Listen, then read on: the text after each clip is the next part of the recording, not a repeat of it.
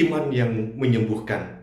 Berdasarkan apa yang dituliskan dari Injil Yesus Kristus menurut Lukas pasal 7 ayat 1 sampai dengan ayat yang ke-10. Sebelum kita menerima sapaan rohani saat ini, mari kita satu di dalam doa. Bapa yang penuh kasih, kami bersyukur dan berterima kasih untuk berkat yang luar biasa, untuk kekuatan dan kesehatan.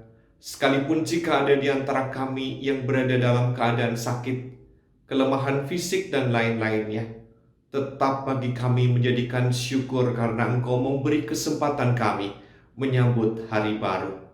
Urapi dan sertai kami agar sapaan firman-Mu ini menjadi kekuatan bagi kami. Di dalam nama Tuhan kami Yesus Kristus kami berdoa dan berserah. Amin. Selamat berjumpa kekasih-kekasih Kristus dalam sapaan rohani saat ini. Satu kenyataan yang luar biasa melalui kesaksian Injil Yesus Kristus dalam firman hari ini.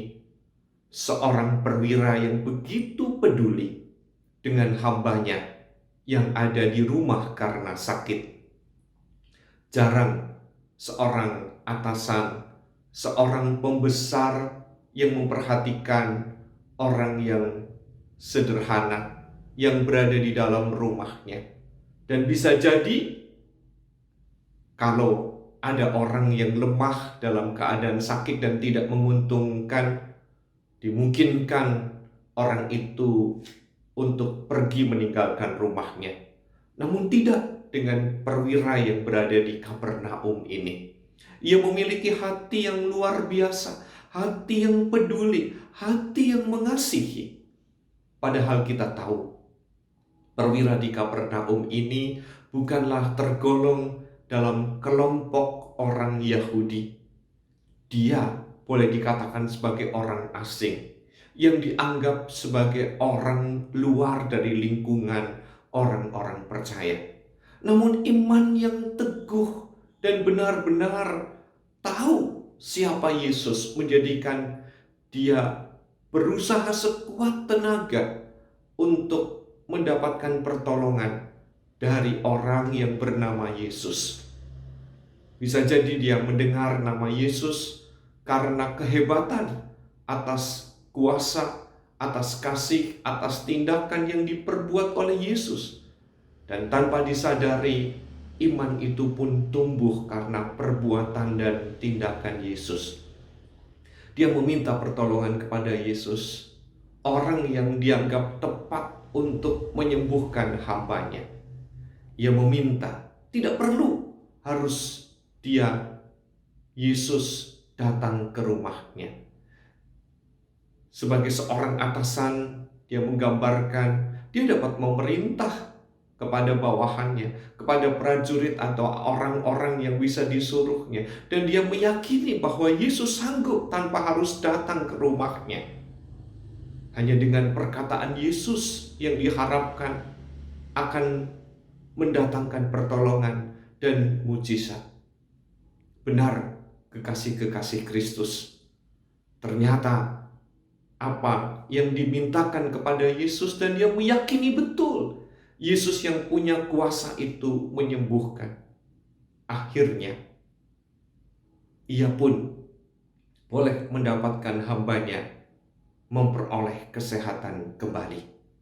Kekasih-kekasih Kristus, bertahun-tahun kita menjadi pengikutnya, namun kita seringkali ragu, kita seringkali tidak bertindak seperti yang dilakukan oleh perwira di Kapernaum.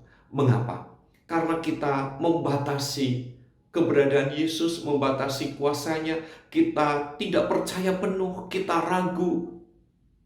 Bila kita berada di dalam kesungguhan dan keseriusan, saya meyakini bahwa kita akan memperoleh mujizat, memperoleh kebaikan dan kemurahan Tuhan Allah sendiri.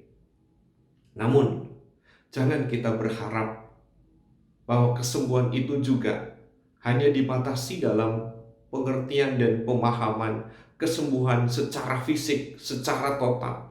Orang seringkali keliru, kekasih-kekasih Kristus. Kenapa? Ketika anggota keluarga kita, ketika diri kita sakit, kita berada dalam kelemahan, kita seringkali membayangkan bahwa kita akan memperoleh kesembuhan total di dalam Yesus Kristus. Ya dan amin, itu bisa terjadi. Namun tanpa disadari kita seringkali tidak mengukur keberadaan diri kita dalam kelemahan fisik, dalam usia yang tidak lagi muda. Apakah mungkin kita menjadi seperti orang yang masih berusia 40 atau 50 tahun? Itu yang seringkali kita lupakan. Belajar mengerti karya Yesus berarti mau menerima bagaimana kita berproses tatkala kita sakit.